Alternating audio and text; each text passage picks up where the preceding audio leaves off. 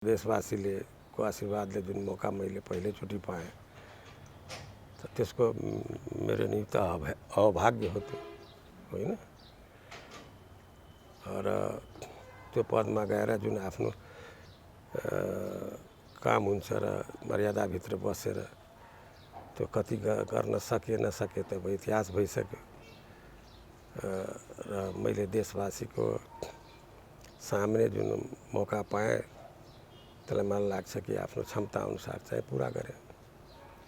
संविधान सभामा जारी गर्दै गर्दाखेरि त्यो संविधानको प्रतिलाई ढोग्नु भएको थियो र संविधान सभाबाट जारी संविधानको लागि जसले पनि सम्झिँदाखेरि त्यो फोटो आइकोनिक फोटो भएको छ। तपाईँले ढोग्दै गएको फोटो त्यो ढोकेका लागि थियो। त्यो वास्तवमा एउटा ऐतिहासिक दिन थियो हाम्रो, किन हामीहरू विद्यार्थी लायकदेखि र म खास गरी 17 सालको घटनादेखि प्रजातन्त्र भन्नुहोस् लोकतन्त्र भन्नुहोस् त्यसको लागि लागेको मानिस।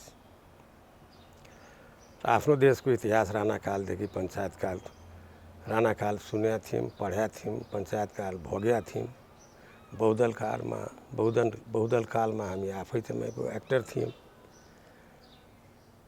र 62-63 को आन्दोलनको बेला आफू एक्टर थियौँ। मौका पायौँ र इतिहास सम्झिए त्यस बेला झल्ल चाहिँ कि आफ्नो देशको इतिहास र स्ट्रगलको इतिहास चाहिँ सङ्घर्षको इतिहास, लोकतन्त्रको इतिहास र त्यसमा नेपाली जनताको बलिदान, त्याग र पोलिटिकल पार्टीको तपाईँको सफरिङ र पोलिटिकल पार्टीले तपाईँको कसरी सफर गर्यो र कसरी अगुवाई गरे त्यो हामी आफ्नो आँखाले निहालेका थियौँ।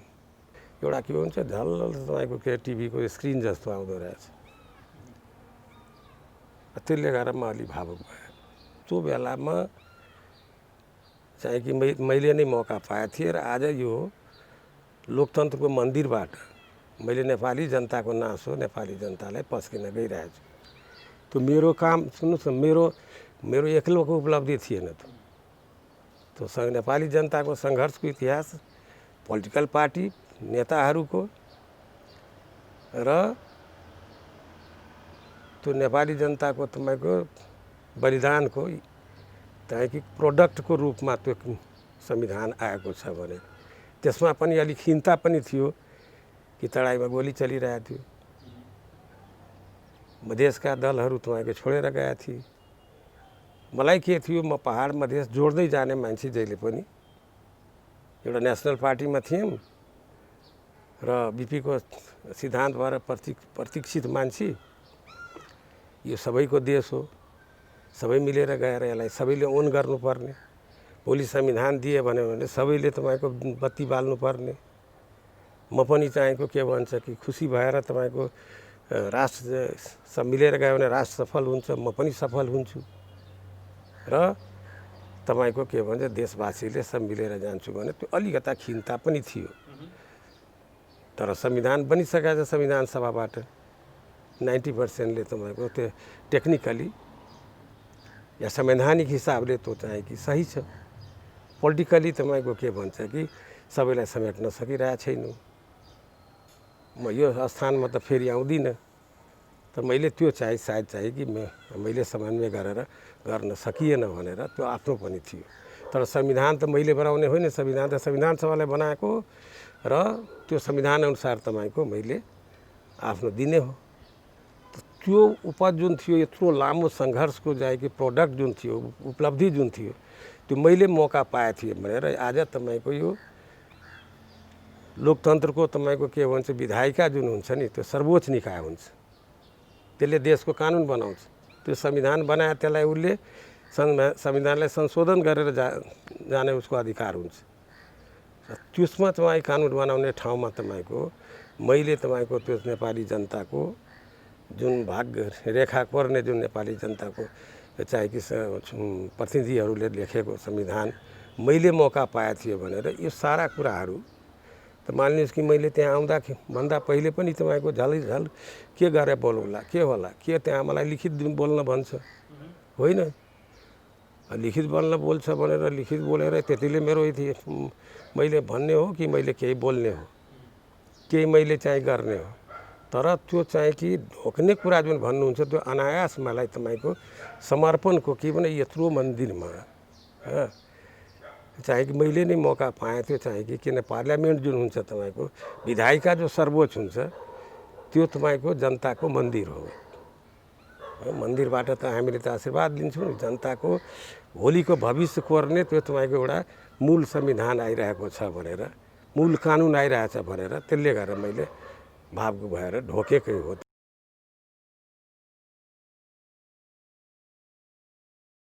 मैले भनेकै हो पोलिटिकल पार्टीहरूलाई कि 15 दिन होस् 1 महिना होस् तपाईँले चाहिँ कि यसलाई सल्भ गरेर गयो भने त्यो झन् राम्रो हुन्छ। सल्भ गरेर गयो भने झन् राम्रो हुन्छ भनेर कि देश एकताबद्ध भएर जान्छ र राष्ट्र सफल भयो भने तपाईँको सबै खुसी भएर जान्छ। देशभित्र तपाईँको एकैचोटि बत्ती बाल्न मौका पाउँछौँ हामी। त त्यसले गर्दा मैले चाहिँ भनेकै हो, तर मैले कन्भिन्स गर्न सकिनँ। 100% त कहीँ पनि हुँदैन। जस्तो कि किरणजीहरू विप्लवजीहरू बाहिरै हुनुहुन्थ्यो, त्यहाँ बुझ्नु भएन, त्यसलाई पनि हामी समेट्न सकेका थिएनौँ। तर मधेसको समस्या कहीँ न कहीँ अरू समस्या माने 100% नभएर केही समस्या छ। जस्तो नागरिकताको विषयमा तपाईँको करिब करिब मिलिसकेका थियो। मैले के भनेको थिएँ अन्तिम संविधानमा जुन कुराहरू छ कि जुन कुरा हामी सर्वसम्मतले पास गरेका छौँ त्यो नागरिकता समावेशी समानुपातिक र समावेशी त्यति नै राखिदेऊ। संहिताको विषयमा अलि छलफल गरेर एउटा वैज्ञानिक आधार तय गरेर जाउँ भनेर मेरो थियो। त्यसमा म कन्भिन्स छैन। त्यसमा म कन्भिन्स छैन। त्यसमा कुनै कसैले केही गर्न सक्दैन। त्यो सब नेताहरू पनि खेल हो। त्यो हाम्रो माने हाम्रो होमवर्क जो हाम्रो होम ग्राउन्ड होमवर्क जुन छ त्यसमा पोलिटिकल पार्टीहरूले चाहिँ कि त्यो कन्फ्युज भएको हो या त्यसलाई मैले क्लियर गर्न नसके हो। तर मलाई जो इन्फर्मेसन थियो कसैले केही गर्न सक्थेन। कसरी सत्तामा जाने तपाईँको चाँडै जाने त्यसमा बढी थियो तपाईँको संविधान। हो म त्यो मान्यता छ मेरो कि उम्दा संविधान आयो एउटा। त्यस बेला काङ्ग्रेस माओवादी एमाले तिनटै तपाईँको हाउसमा गएर एक ठाउँमा सही गरेर चिठी त मलाई दिएकै हो र मेरो कर्तव्य थियो कि संविधान अनुसार तपाईँको र संविधान घोषणा गरे त्यसमा फेरि पछतावा छैन मलाई। किन पछाडि सबै पार्टीहरू भाग लिए, मधेसका दलहरू पनि भाग लिए। अहिले 3 तहको तपाईँको चुनाव भएर तपाईँको के छ देश अगाडि बढिरहेछ। त सबभन्दा खुसी म छु अहिले, हो कि होइन कि संविधान आफ्नो ट्र्याकमा छ होइन। 100% सल्भ भएन, सल्भ गर्दै हुँदै गइरहेछ। त मै राइट थिएँ त्यो म भन्न सकिनँ। तर योभन्दा अलि परिमार्जित गरेर हामीले ल्याउन सक्थ्यौँ संविधान।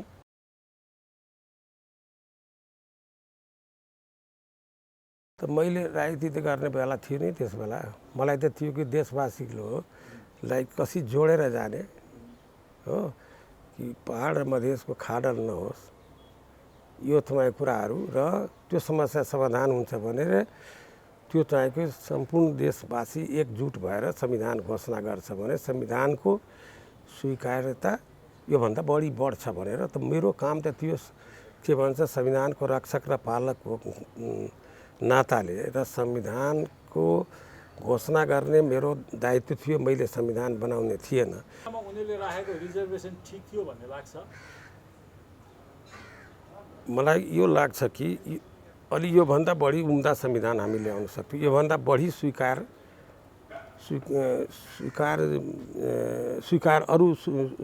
भएर जान्थ्यो तपाईँको त्यो मलाई लाग्छ। तपाईँले याद होला कि 11 गते तपाईँको जुन वैशाख 63 हो होइन 62-63 11 गते जुन पोलिटिकल पार्टीहरूले एक ठाउँमा आए त अरू कसैले केही गर्न सकेन नि। एक ठाउँमा यस बेला तपाईँको आयो भने अरू कसैको केही चल्थिएन। त्यो कुरा तपाईँ नाकाबन्दी लागेको त साँचो हो नि त फेरि। साँचो हो, तर त्यो केही चल्थिएन। त्यो तपाईँले त्यो पनि साँचो हो कि पोलिटिकल फोर्सहरू एक ठाउँमा आइदिएका भने त्यो साँचो होइन, त्यो केही गर्न सक्थिएन। त्यसमा तपाईँहरू विश्वास हुनुहुन्छ कि हुनुहुन्न? हो, अहिले पनि तपाईँको कोही कसैले बोल्छ कि फलानोले यसो गर्न थाले, विदेशीले यसो गर्न थाले, त्यो सब तपाईँको गलत कुरा हो। नेपाली फोर्सले नेपालको इन्ट्रेस्टमा, नेपालको राष्ट्रियता, नेपालको के लोकतन्त्र, नेपाली जनताको चाहिँ के भावनालाई समेटेर गयो भने तपाईँको कुनै फोर्स केही गर्न सक्दैन। नेपाली पोलिटिकल फोर्सहरू तपाईँहरू यङ हुनुहुन्छ, यो बुझ्नुहोस्। नेपाली पोलिटिकल फोर्सहरू राष्ट्रको हितमा एक ठाउँमा भयो भने अरू फोर्सले केही गर्न सक्दैन।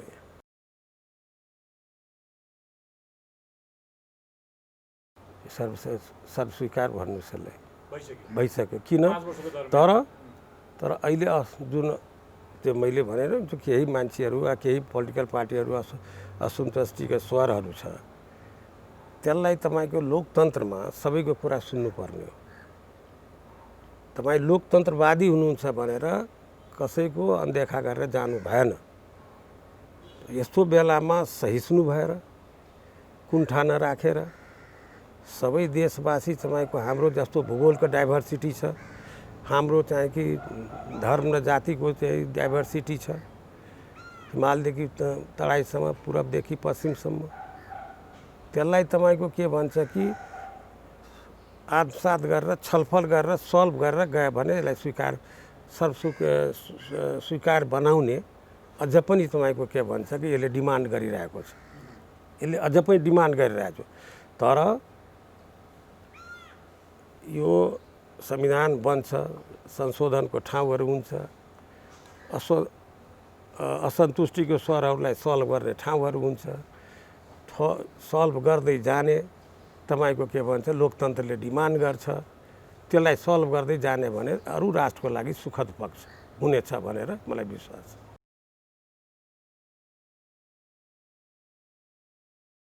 कालो दिन त्यो होइन, त्यो पोलिटिक्स हो। सबैको समस्या समाधान भए भने 100% समाधान हुँदैन। मैले भनिसकेँ नि, स्वीकार गरिसकेँ नि। किन? अरू उम्दा संविधान हामी बनाउन सक्थ्यौँ हो, तर त्यसमा तपाईँको कसैले कालो दिन भनिदियो। अहिले पनि चाहिएको सबै संविधान तपाईँ भोलि 3 असोजमा हामीले चाहिँ संविधान दिवस जुन घोषणा भएछ र त्यसलाई चाहिँ कि मनाउन गइरहेछौँ, त्यो सबै नेपालीको लागि यो सुखद पक्ष हो। अब यसलाई लिएर नै हामी अगाडि बढ्दै जानुपर्छ। यो त डाइनामिक प्रोसेस हो। यसलाई तपाईँको हामीले यसैबाट राष्ट्रको सबै समस्या समाधान गरेर जानुपर्छ।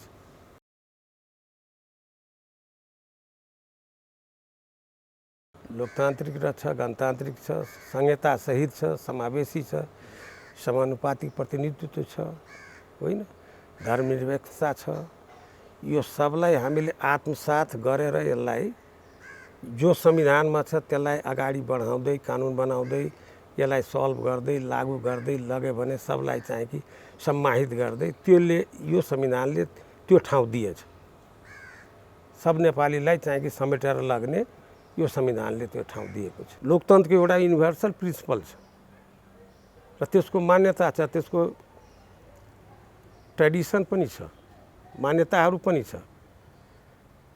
त्यसको अनुसार चाहिँ कि लोकतन्त्र चल्नुपर्ने हो।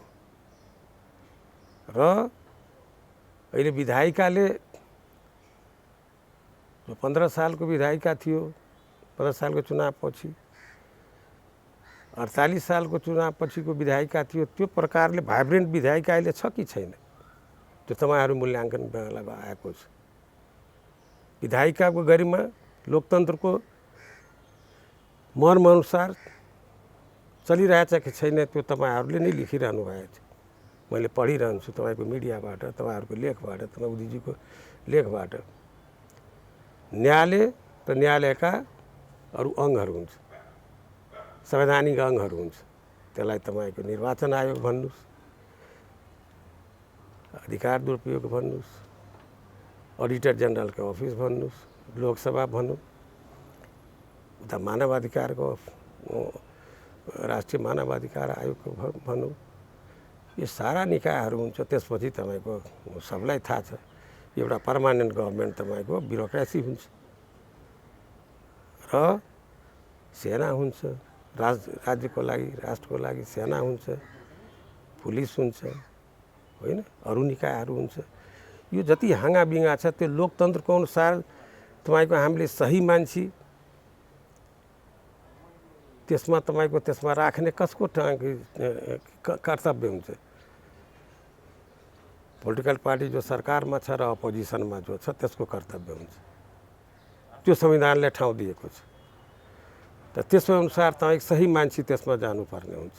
लोकतन्त्रले डिमान्ड गर्छ कि अहिले सर्वोच्च निकाय विधायिका बस्नुपर्ने, त्यो आफ्नो भर्चुअलले बस्नुपर्ने, सोसल डिस्टान्सिङ गरेर बेलायतमा बसिरहेछ, जापानमा बसिरहेछ, त हाम्रो किन विधायिका बस्दैन? किन छलफल हुँदैन? अपोजिसन पार्टीको के रोल हो? अपोजिसनको र के भन्छ र सरकारमा भएको पार्टीहरूको के तपाईँको त्यसको लोकतन्त्रको विधिबाट आफ्नो पार्टी चलिरहेछ कि छैन? देखिन, त्यो भाइब्रेन्सी देख्दैन। त्यो लोकतन्त्रमा जो डिमान्ड गरिरहेछ त्यो भाइब्रेन्सी देखिँदैन।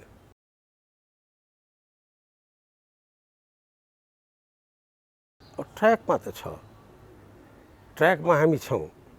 त देशको राजनीति ठिक हुँदैन भने त्यो देश ठिक हुँदैन, त्यसको तपाईँको के भन्छ आर्थिक सामाजिक परिवर्तन हुँदैन, त्यो देशको चाहिँ के भन्छ समाजको उन्नति हुँदैन।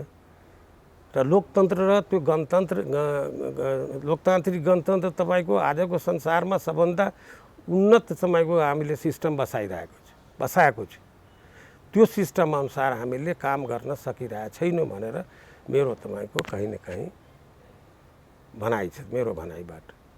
तर ट्र्याकमा छौँ हामी।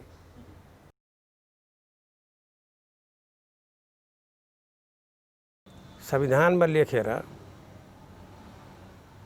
अक्षरशः नगए भने पनि तर अक्षरशः जानुपर्ने र त्यसको तपाईँको के भन्छ कि भावना अनुसार र त्यो संविधान अनुसार कानुन बनाएर एउटा स्वच्छ प्रशासन दिएर जनताको भावनालाई सम्बोधन गर्दै अगाडि बढ्नुपर्छ। त्यो चुनौती हो। मैले काङ्ग्रेसको अर्गनाइजेसन, कम्युनिस्टको अर्गनाइजेसन देखेको छु। किन अहिले तपाईँको नेताहरू गाउँ पुग्दैन? त्यो पेङ्गुइन जस्तो पेङ्गुइन चरोको थाहा छ तपाईँहरूलाई? त्यो बर्फमा तपाईँको के भन्छ नि उसले यसो घसेटिएर जान्छ, होइन? त्यस्तै घसेटिएर गयो भने काहीँ जिल्लासम्म जान्छ, जिल्लामा भाषण गर्छ, होटलमा बस्छ र भोलि फेरि प्लेनमा उडेर आउँछ। बिपी कोइरालाले 7 दिन तपाईँको त्यहाँ बस्न सक्ने, गणेश मान्जीले पर्सामा गएर 10 दिन बस्न सक्ने, कृष्ण प्रसादले चाहिँ कैलालीमा गएर कलैयामा गएर तपाईँको दिदीकै घरमा गएर 10 दिन बस्न सक्ने। तपाईँले सुन्नुभएको छ काङ्ग्रेसको नेता कोही गएर तपाईँको 1 सप्ताह कहीँ या कम्युनिस्टको नेता 1 सप्ताह गएर गाउँमा बसेको थियो? सब त तपाईँको त्यही जनताले खुवाएर राखेको थियो।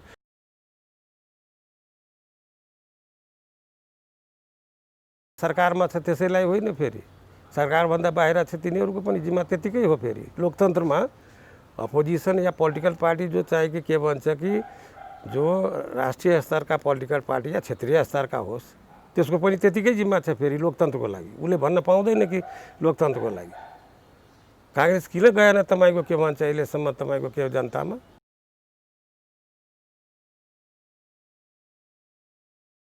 बिस्तारै अगाडि बढिरहेछ। त्यहाँको अहिले संविधान अनुसार तपाईँको जति छ त्यो जस्तो अब संविधानिक निकायहरू छ, अर्को आयोगहरू छ, महिला आयोग छ, दलित आयोग छ, होइन, मुस्लिम आयोग छ, त्यो सब चाहिँ हेर्नुहोस् सब डिफङ्क्ट छ, फङ्सनल छैन। जो संविधानको निकायहरू छ एउटा लोकसभा बाहेक चाहिँ के भन्छ सबै तपाईँको जो निकायहरू मैले सर्वोच्च न्यायालयको अरू तलका निकायहरू जुन भने संवैधानिक निकायहरू, त्यो एउटा तपाईँको लोकसभा बाहेक अरू तपाईँले फङ्सनल छ? कोही आधा, कोही 60%मा फङ्सनल छ कि छैन? कोही 70%, 100% फङ्सनल छ? तपाईँलाई लाग्छ? त्यसको फङ्सन गराउने कसको जिम्मेवारी हो? र फेरि भनिरहेको छु त्यही जनप्रतिनिधि सर्वोच्च निकायमा जो विधायिकामा छ त्यसले त्यहाँ डिस्कसन गर्नु परेन?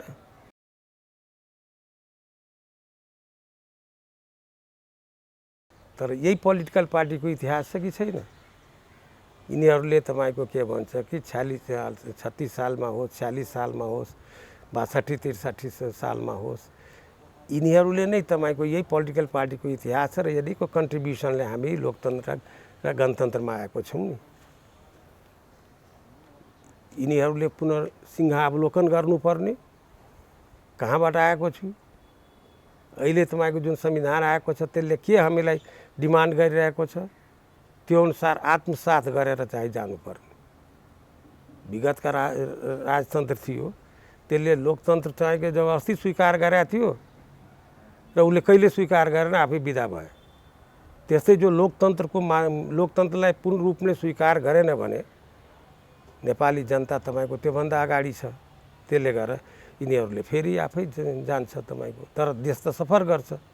यो पोलिटिकल पार्टीहरूले आफ्नो विगतको सेक्रिफाइस बलिदान भने त्यो त्याग बुझेर र आफ्नो नेताहरूलाई स्मरण गरेर र आफ्नो देशको तपाईँको समस्याहरू बुझेर तपाईँको लोकतन्त्र डिमान्ड गर्छ सहिष्णु हुने, सबै कुरा सुन्ने, आत्मसात गर्ने। मिडियाले के भनिरहेछ, बुद्धिजीवीले के भनिन्छ, चेतनशील नागरिकले के बोलिरहेको छ, जनावाज के छ, त्यसलाई लिएर तपाईँको के भन्छ गयो भने तब त्यो कुराहरूलाई सल्भ गर्न सक्छ। फाउन्डेसन त बनेको छ लोकतन्त्रको, गणतन्त्रको, लोकतान्त्रिक गणतन्त्रको, संहिताको, समावेशताको, समानुपातिको, सबैलाई समेटेर जाने, सबैको भावना समेटेर जाने, सबै धर्मलाई चाहिँ सम्मान रूपमा व्यवहार गरिदिने। निश्चय नै हाम्रो आफ्नो धर्म परम्परा संस्कृति छ, त्यसलाई संरक्षित गर्दै जाने संविधानले पनि त्यो ठाउँ दिएको छ।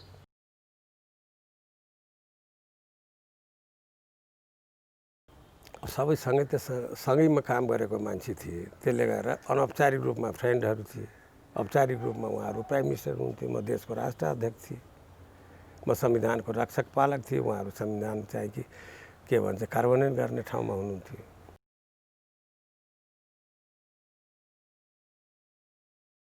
एकैजना मान्छे त तपाईँको के भन्छ नि, सबै त एक्लै त तपाईँको गर्न सक्ने होइन नि, त्यो निश्चय नै। तर फेरि ठोकिन्छ कहाँ, फर्स्ट म्यानमै ठोकिन्छ।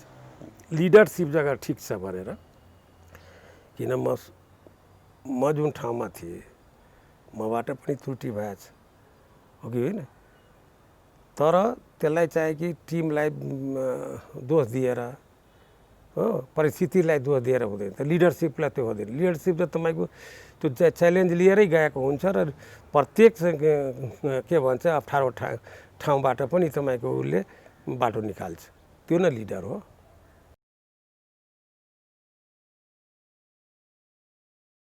मेरो त्रुटिहरू छन्, मैले त एक शब्दभरमा न्यायालयलाई न्याय दिन सकिनँ। सेनाको इस्युमा मैले त्यो इन्स्टिट्युसनलाई न्याय दिन सकेँ, भयो।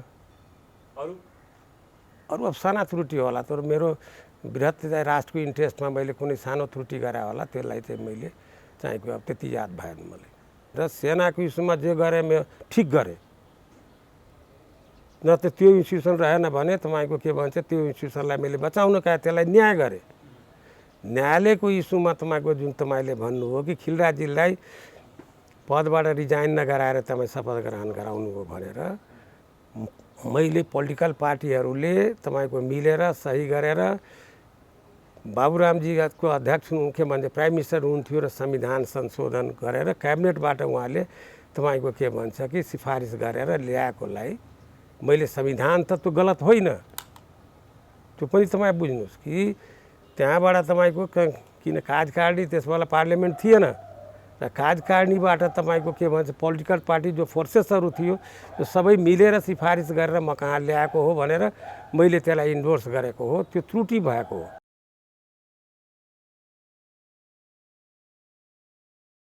जुन पार्टीहरूलाई मैले लिएर गइरहेको थिएँ र मलाई चुनाव गराउने मेरो दायित्व थियो, त्यसमा प्राइम मिनिस्टरले सही गरिसकेका छ, झलनाजी सही गर्नुहुन्छ होइन, अच्छा प्रचण्डजी सही गर्नुहुन्छ, सुशीलजी सही गर्नुहुन्छ, गछदारजी सही गर्नुहुन्छ,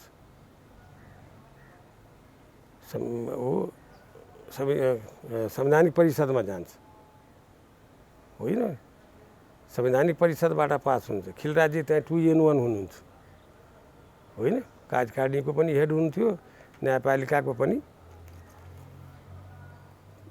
ट्युटलर हेड त छँदै हुनुहुन्थ्यो उहाँले। अच्छा, र संवैधानिक परिषदबाट म कहाँ आएको थियो, आएर खिलराजीले 2 दिन मैले राखेर खिलराजीले हात जोड्नु हो, यसलाई पास गरेन भने, यसलाई तपाईँले इन्डोर्स गरिदिएन भने मलाई अप्ठ्यारो पर्छ। मेरो उद्देश्य थियो चुनाव गराउने। मैले सानोतिनो कुरामा उल्झेर प्राइम मिनिस्टरसँग मेरो प्राइम मिनिस्टर त खिलराजी हुनुहुन्थ्यो, म देशको राष्ट्राध्यक्ष थिएँ, मलाई चुनाव गराएर देशलाई ट्र्याकमा लग्नु थियो भनेर प्राइम मिनिस्टरसँग प्राइम मिनिस्टरले मलाई हात जोड्छ, त्यसमा मेरो त्रुटि होला भने पनि मैले बृहत इन्ट्रेस्टको राष्ट्रको इन्ट्रेस्टको लागि मैले त्यो त्रुटि स्वीकार गरेँ। त्यो कालान्तरमा देखाउँछ कि त्यो मान्छे गलत थियो र मेरो स्टेप त गलत थियो भनेर। तर मेरो स्टेप होइन त्यो, पोलिटिकल पार्टीले सही गरेर जुन पार्टीलाई लिएर मैले चुनाव गराइरहेको छु त्यो पोलिटिकल पार्टीको हेडहरूले सब सही गरेर संवैधानिक परिषदमा कानुन तत्त्व आएको थियो। मैले एकचोटि फर्काइदिएको भए मलाई तपाईँले यो क्वेसन सोध्ने ठाउँ हुन्थेन होला। त्यो मेरो त्रुटि हो, मैले भने त्रुटि त्यो हो। तर अरू कुरा तपाईँ भन्नुहोस् त, एउटा त्यो कुरा छोडेर अरू कुरा कुनै त्रुटि छ मेरो?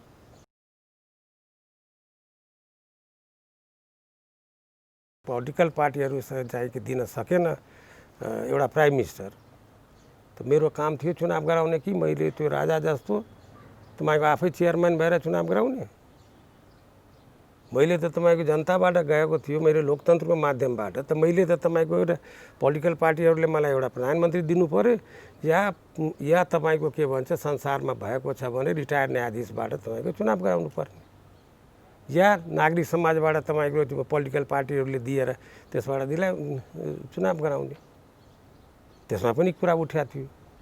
त्यसमा माधव नेपालजीले भन्नुभएको थियो त्यहाँ एउटा मिटिङमा कि राष्ट्रपतिलाई 4 जना मान्छे हामी रिकमेन्ड गरेर देऊ, राष्ट्रपतिले नोमिनेट गरिदिनु, हामीले मानिदिनुपर्छ भनेर।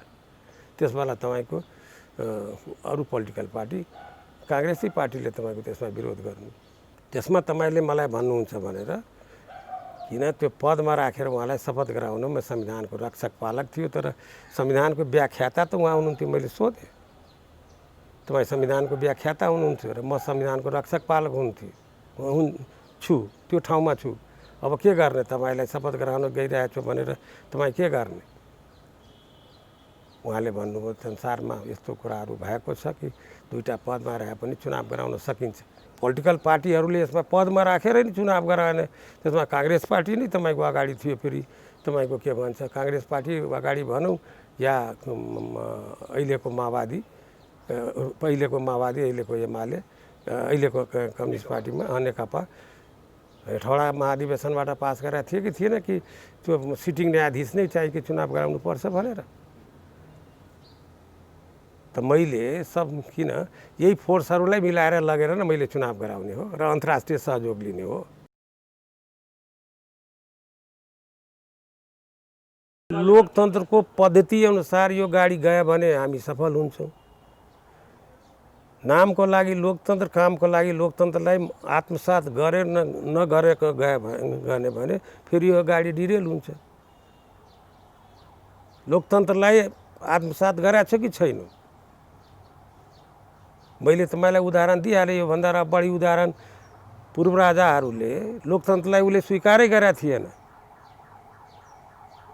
बुझ्नु भएन? 15 सालमा जो 7 सालको क्रान्तिपछि 15 सालसम्म उसले खेले, चुनाव 2/3 आए, उसलाई पचेन। लोकतन्त्रलाई उ स्वीकार गरेको भए त ऊ आज ब्रिटेनको महारानी जस्तो या जापानको राजा जस्तो त ऊ पनि रहिरहन्थ्यो होला नि त। कहिले स्वीकार गरेन। त्यस्तै अब लोकतन्त्रलाई स्वीकार गरेर भने यिनी पनि हेर्दै जान्छन् फेरि।